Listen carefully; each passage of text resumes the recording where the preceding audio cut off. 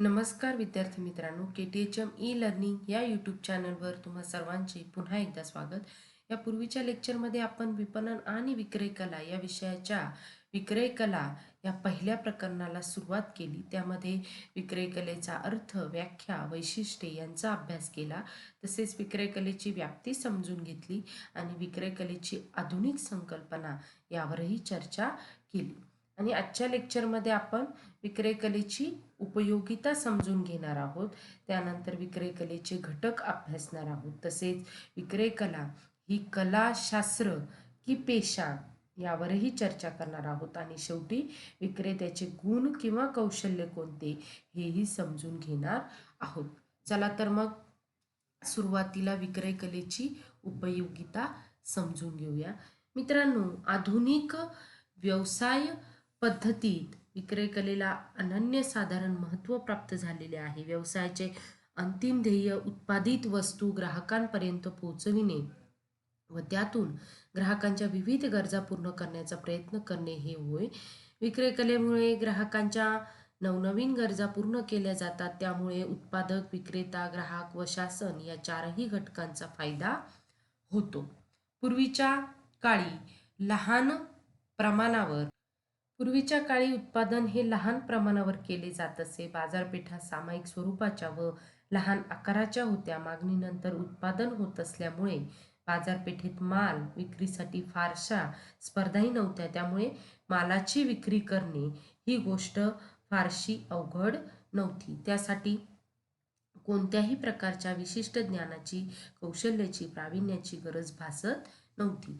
फार मोठ्या प्रमाणावर विक्रय कलेच्याही आवश्यकता भासत नव्हती. मात्र औद्योगिक क्रांतीनंतर उत्पादन पद्धतीत आणि वस्तू वितरण पद्धतीत फार मोठ्या प्रमाणावर बदल घडून आले.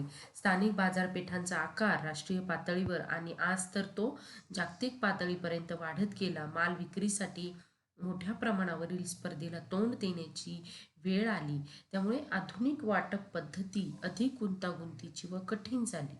बाजारपेठेत मालाची विक्री करण्याकरिता विशिष्ट प्रावीण्य आणि कार्यक्षमता असलेल्या विक्रेत्यांची आवश्यकता निर्माण झाली.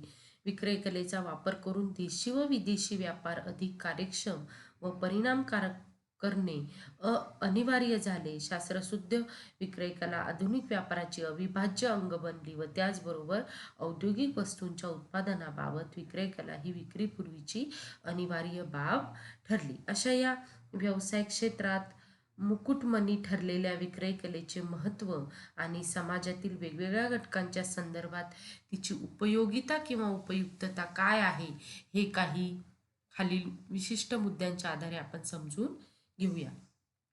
मित्रांनो, विक्रय कलेची उपयोगिता ही उत्पादकांच्या दृष्टीने काय आहे हे जाणून घेऊया. मित्रांनो, यशस्वी विक्रय व्यवसायाने उत्पादकांना भरपूर फायदा होतो. विक्रय कलेमुळे बाजारपेठेतील विक्रीची वाढ होते. त्यामुळे उत्पादकांना उत्पादन वाढ करण्याची संधी प्राप्त होते. अधिक उत्पादनाबरोबर अधिक विक्री व अधिक विक्रीतून अधिक नफा मिळवण्याची संधी देखील विक्रय कलेमुळे उत्पादकांना प्राप्त होते. विक्रय कलेच्या माध्यमातून बाजारपेठ संशोधन केले जाते. बाजारपेठ संशोधनावरून उत्पादकांना ग्राहकांच्या सवयी, रुची, चालीरीती व क्रयशक्ती याविषयी माहिती मिळते. त्यामुळे उत्पादकाला ग्राहकांच्या आवडीनिवडीनुसार वस्तूची निर्मिती करणे शक्य होते. यानंतर विक्रेत्याच्या दृष्टीने विक्रय कलेची उपयोगिता काय आहे ते समजून घेऊया. मित्रांनो, विक्रय कलेमुळे विक्रेत्याचाही वैयक्तिक लाभ होतो. विक्रय कलेची तत्वे अंमलात आणून दुकानाची विक्री वाढल्यामुळे त्याच्या वेतनात वाढ होण्यास संधी मिळते.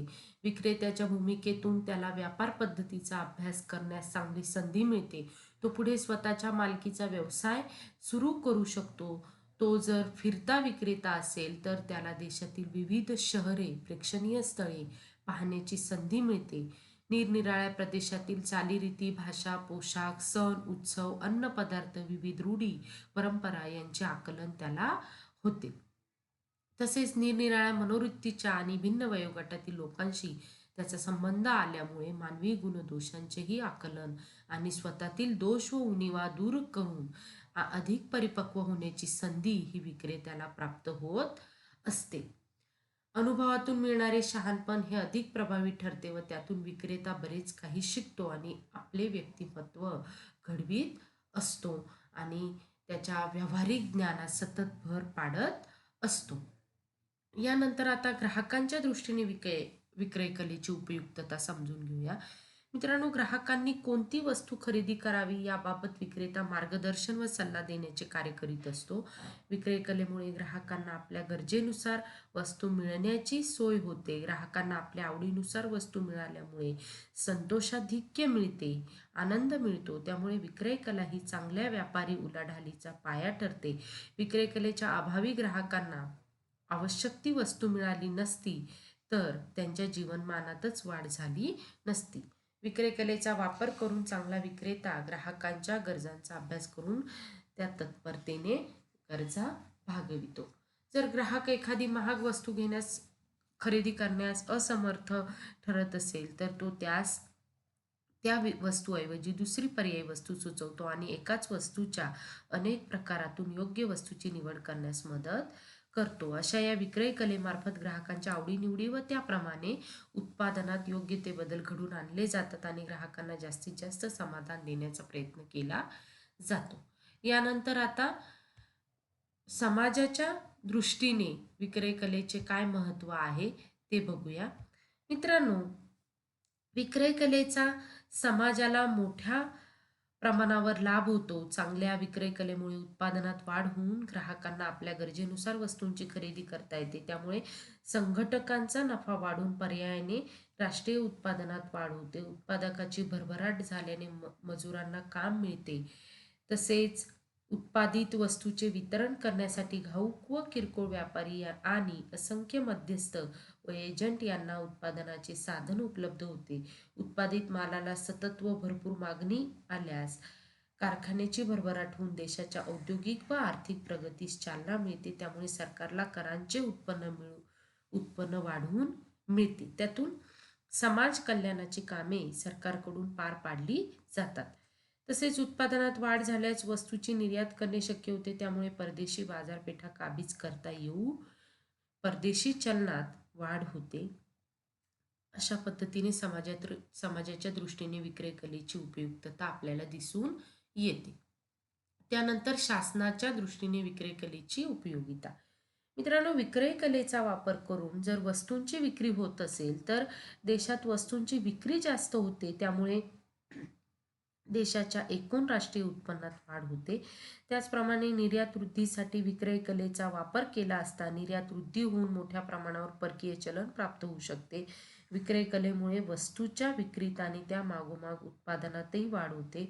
पर्यायाने उत्पादन शुल्क आणि विक्रीवर या स्वरूपात सरकारचे उत्पन्न वाढते. सरकारला मिळणारे कराच्या रकमेत वाढ होऊन त्याचा उपयोग समाज कल्याणाकडे करता येतो. यानंतर आता शेवटची उपयुक्तता आहे ती म्हणजे इतर घटकांच्या दृष्टीने विक्रय कलेची उपयुक्तता. मित्रांनो, विक्रय कलेचे प्रशिक्षण देण्यासाठी मोठ्या प्रमाणावर शिक्षण संस्था काढून विक्रय कलेचा विकास करण्याचा प्रयत्न भारतात सुरू आहे. प्रत्येक देशाचा विकास व त्या देशातील उद्योग व्यापाराचे यशापयश हे प्रभावी विक्रय कलेवर अवलंबून असते. विक्रय कलेला सामाजिक सवयी आणि राष्ट्रीय गरज म्हणून मान्यता प्राप्त झालेली आहे. इंग्रजांनी सुद्धा भारतात ट्रेड फॉलोज द फ्लॅग या न्यायाने प्रथमतः व्यापार सुरू करून साम्राज्य मिळवले. बुद्धिमान व तरुण वर्ग विक्रय कलेच्या प्रशिक्षणासाठी पुढे येत आहे. निरनिराळ्या शाळा, महाविद्यालय, शिक्षण संस्थांमधून विक्रय व्यवस्थापनाचे शिक्षण देण्यास प्रारंभ झाला आहे. त्यात दिवसेंदिवस सुधारणा होत आहे. थोडक्यात असे म्हणता येईल की आंतरराष्ट्रीय व्यापार, श्रम विभागणी, नवनवीन बाजारपेठा काबीज करणे व स्पर्धेच्या काळात यशस्वी होण्यासाठी आधुनिक व्यापार पद्धतीत विक्रय कलेला अनन्यसाधारण महत्त्व प्राप्त झाले आहे. म्हणूनच विक्रय कला ही आधुनिक व्यापाराचा पाया आहे असे म्हटले जाते. यानंतर आता आपण विक्रय कलेचे घटक अभ्यासणार आहोत. यामध्ये अनेक घटक दिलेले आहेत. त्यातला पहिला घटक आहे तो म्हणजे विक्रय कला ही निर्मितीक्षम प्रक्रिया आहे. मित्रांनो, ग्राहकांच्या आवडीनिवडीचा अभ्यास करून त्यांच्या गरजा लक्षात घेऊन त्या गरजा भागविण्याची क्षमता आपल्याकडील वस्तूत असण्याची खात्री त्यांना पटवून देणे हा विक्रय कलेचा उद्देश असतो. त्यामुळेच अर्थात या प्रक्रियेत विक्रेत्यांच्या निर्मिती क्षमतेचा वापर करावा लागतो. विक्रेत्याचे ज्ञान, त्याची बुद्धिमत्ता, त्याचा अनुभव, त्याचे व्यक्तिगत गुण व कौशल्य या सर्वांचा उपयोग करून ही प्रक्रिया पार पाडली जाते. कोणत्याही इतर कलेप्रमाणेच विक्रय कलेला देखील शेवटी विक्रेत्याच्या व्यक्तिगत गुणवत्तेवर, कौशल्यावर, ज्ञान व बुद्धी क्षमतेवर अवलंबून असते. यानंतर आता दुसरा घटक आहे तो म्हणजे ग्राहकास वस्तू खरेदी करण्यास प्रवृत्त करणारी कला. मित्रांनो, विक्रय कलेमध्ये ग्राहकांनी वस्तूंची खरेदी करावीच या दृष्टीने त्याचे मन वळविण्याचे सर्वतोपरी प्रयत्न केले जातात. ज्यावेळेस ग्राहक वस्तूंची खरेदी करण्यास येतो त्यावेळेस प्रत्येक वस्तूंचे महत्त्व, उपयुक्तता, टिकाऊपणा, वैशिष्ट्ये हे ग्राहकांना विक्रय कलेच्या माध्यमातून पटवून द्यावे लागतात. आज वस्तूची विक्री करताना ग्राहकांवर कोणत्याही प्रकारची सक्ती करता येत नाही.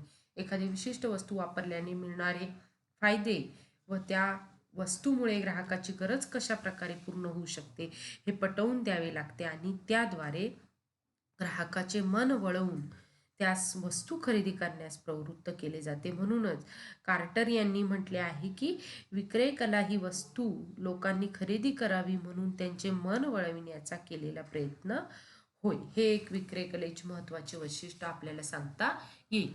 यानंतर विक्रय कलेचा तिसरा घटक आहे तो म्हणजे विक्रय कला ही ग्राहकांचा विश्वास संपादन करण्याची कला आहे. मित्रांनो, ग्राहकांची क्रयप्रेरणा जागृत करताना कोणत्याही प्रकारच्या शंका, कुशंका त्याच्या मनात राहणार नाहीत. अशा प्रकारे वस्तूविषयक सर्व बारीक सारीक माहिती पटवून पुरवून ग्राहकांचा विश्वास संपादन करणे म्हणजे विक्रय कला होय.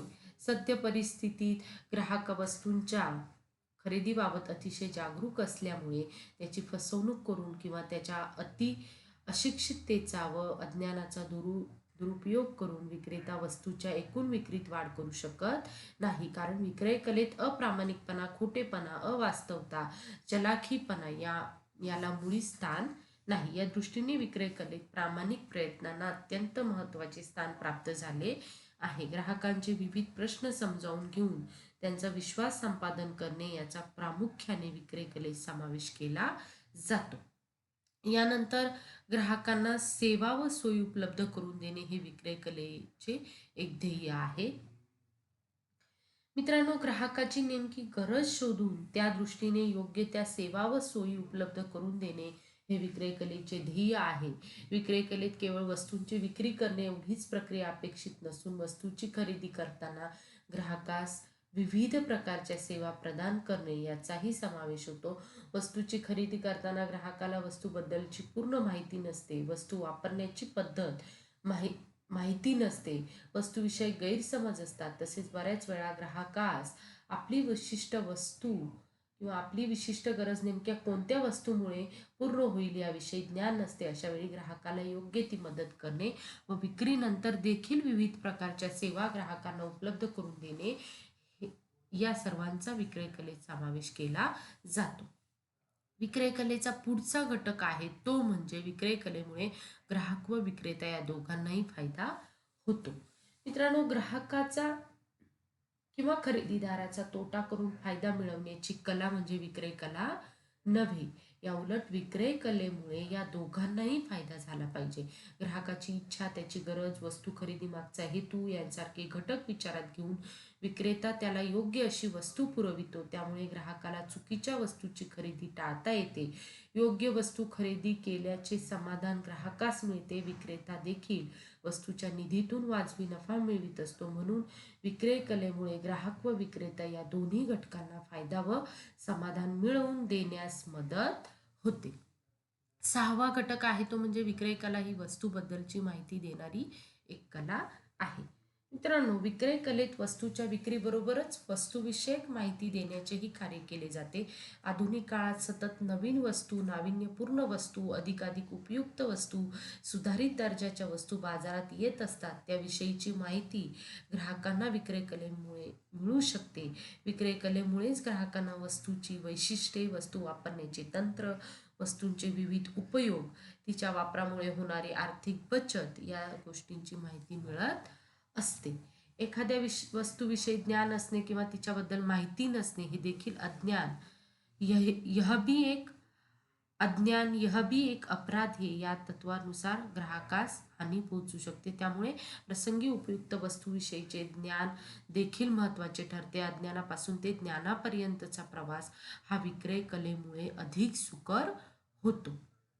यानंतर शेवटचा घटक आहे तो म्हणजे बाजारपेठेत आपल्या वस्तूंची विक्री मोठ्या प्रमाणावर वाढविण्यासाठी विक्रेत्याने वापरलेले कौशल्य म्हणजे विक्रय कला होय. मित्रांनो, विक्रय कलेच्या कौशल्यातून विक्रेता आपल्या वस्तूची विक्री वाढवू शकतो. विक्रेता आपल्या कौशल्यातून उत्पादक व ग्राहक या दोघांनाही समाधान देण्याचा प्रयत्न करीत असतो. आपल्या वस्तूला मागणी निर्माण होते आणि तीव्र स्पर्धेतही ती टिकवून ठेवण्याचे कार्य विक्रय कलेकडून होत असते. त्यामुळेच विक्रय कला म्हणजे मागणी निर्माण करण्याचे तंत्र होय असे मानले जाते. तिच्यामुळेच विक्रय वृद्धीची करामत घडून येऊ शकते. आधुनिक स्पर्धायुक्त परिस्थितीत विक्रय कलेला महत्त्वपूर्ण स्थान प्राप्त झाले आहे. विक्रय कलेच्या प्रभावामुळे विक्रय स्पर्धेत यशस्वी होणे शक्य आहे. मित्रांनो, वरील या सर्व घटकांच्या आधारे असे म्हणता येईल की विक्रेत्याला योग्य नफा मिळवून देणारी, उत्पादक व वितरकांना फायदेशीर ठरणारी, त्याचबरोबर ग्राहकांची गरज पूर्ण करून त्यांना योग्य त्या मात्रेत समाधान देणारी विक्रेत्याची विक्री वाढविण्यासाठी कौशल्यपूर्ण व व्यक्तिगत कामगिरी, प्रयत्न किंवा सेवा म्हणजे विक्रय कला होय. यानंतर आता आपण पुढचा मुद्दा बघूया, तो म्हणजे विक्रय कला, कलाशास्त्र की पेशा. यामध्ये पहिला आहे तो म्हणजे विक्रय कला एक कला आहे, त्याची वैशिष्ट्ये आपण जाणून घेऊया. मित्रांनो, विक्रय कला, कलाशास्त्र की पेशा या प्रश्नाचे उत्तर शोधताना या तिन्ही घटकांची प्रमुख वैशिष्ट्ये आपल्याला लक्षात घेणे आवश्यक ठरते. या माहितीच्या आधारावरच विक्रय कला ही कला आहे, शास्त्र आहे की पेशा आहे हे ठरवता येईल. म्हणून आपण विक्रय कला एक कला आहे याची वैशिष्ट्ये आता समजून घेऊया.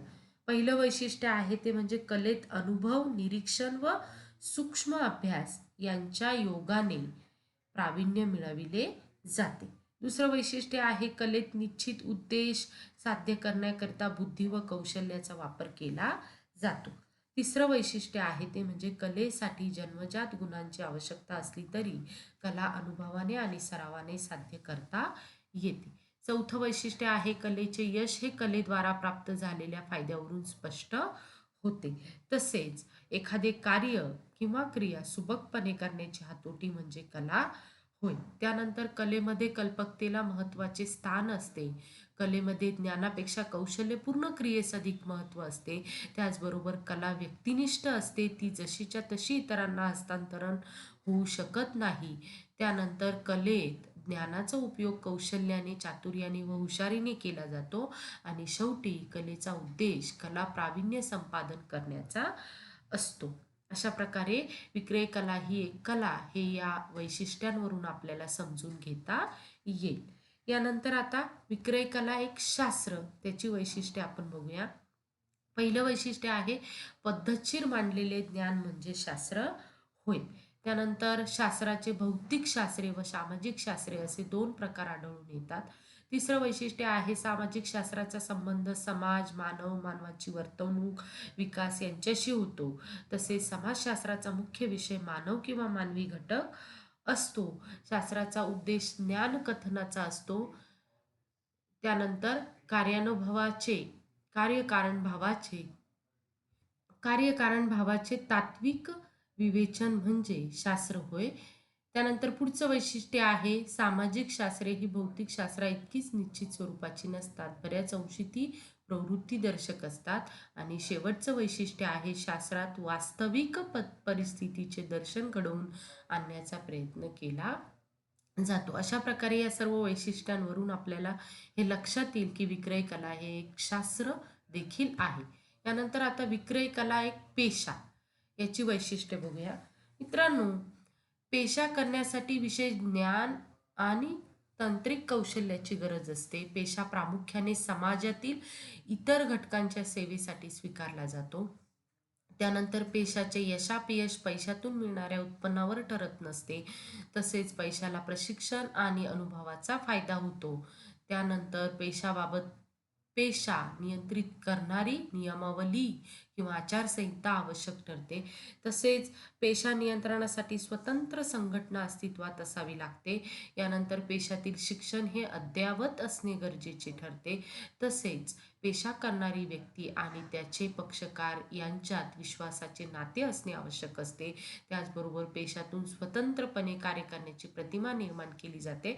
आणि शेवटी पेशाला आवश्यक असणारा अनुभव आणि प्रशिक्षण हे दर्जेदार स्वरूपाचे असावे लागते. ही सर्व वैशिष्ट्ये आपल्याला विक्रय कला एक पेशा आहे हे दर्शवून देण्याचे काम करतात. त्यानंतर आता पुढचा मुद्दा बघूया, तो म्हणजे विक्रेत्याचे गुण किंवा कौशल्य.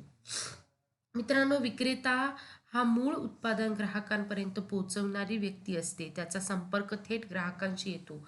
सेवा अथवा वस्तू कितीही चांगल्या दर्जाची असली तरी तिची विक्री चांगल्या विक्रेत्याशिवाय होऊ शकत नाही.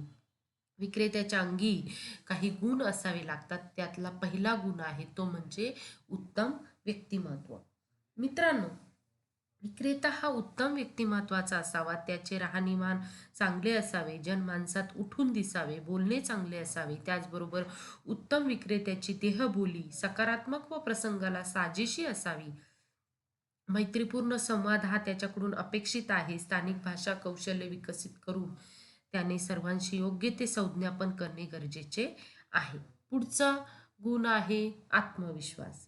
मित्रांनो, त्याच्याजवळ स्वतःविषयीचा आत्मविश्वास असावा. त्यामुळे विक्रेता वस्तू अथवा सेवा विक्री कार्यात यशस्वी होऊ शकतो. आत्मविश्वासामुळे त्याचे कार्य योग्यपणे पार पडू शकते व वस्तू अथवा सेवा विक्रीत वाढ होऊ शकते. यानंतर पुढचा गुण आहे तो म्हणजे सभ्यता. मित्रांनो, आत्मविश्वासाबरोबरच विक्रेत्यामध्ये सभ्यता असावी लागते. एखादी गोष्टी चुकल्यास लगेच माफी मागणे, इतरांविषयी व ग्राहकांविषयी आदर दर्शविणे, ग्राहकांच्या गरजा लक्षात घेऊन त्याचप्रमाणे विक्री नियोजन करणे, वयाने मोठ्या असलेल्या व्यक्तींचा मान राखणे, या सर्व बाबी जपल्यास सभ्यता अंगी बाळगता येते. पुढचं गुण आहे ते म्हणजे संवाद कौशल्य. मित्रांनो, विक्रेत्यात उत्तम संवाद कौशल्य असावे लागते. तो बोलका असावा. त्याचे नेमके बोलता येणे गरजेचे आहे. त्याला नेमके बोलता येणे गरजेचे आहे. ग्राहकास कोणत्या पद्धतीने वस्तू अथवा सेवांची माहिती देणे गरजेचे आहे हे त्यांनी नीट जाणून घ्यावे. संवाद करताना योग्य भाषेची व शब्दांची निवड केलेली असावे. संवाद कौशल्यामुळे विक्रेता लोकप्रिय होतो व वस्तूंच्या विक्रीत वाढ होऊन त्याचा फायदा होतो. त्यानंतर नवीन तंत्रज्ञानाची आवड हा एक गुण त्याच्यामध्ये असला पाहिजे.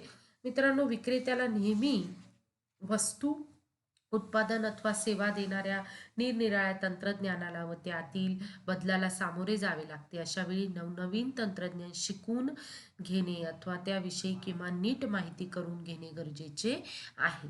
तंत्रज्ञानाविषयी विक्रेत्याने योग्य माहिती ग्राहकास दिल्याने त्यास समाधान होऊ शकते. आणि शेवटचा गुण आहे तो म्हणजे समजूतदारपणा. मित्रांनो, विक्रेता समजूतदार असावा. ग्राहक वर्गाची त्यास योग्य समज असावी. विशिष्ट ग्राहकाची गरज समजून त्याने त्यास योग्य वस्तूचा पर्याय सुचवावा. यामुळे तो ग्राहकांना योग्य मार्गदर्शन करू शकतो. अशा पद्धतीने विक्रेत्यामध्ये उत्तम व्यक्तिमत्व, आत्मविश्वास, सभ्यता, संवाद कौशल्य तसेच नवीन तंत्रज्ञानाची आवड आणि समजूतदारपणा या सर्व गुण किंवा कौशल्यांचा समावेश असेल तर विक्रेता हा यशस्वी होऊ शकतो. इथेच थांबूया. धन्यवाद.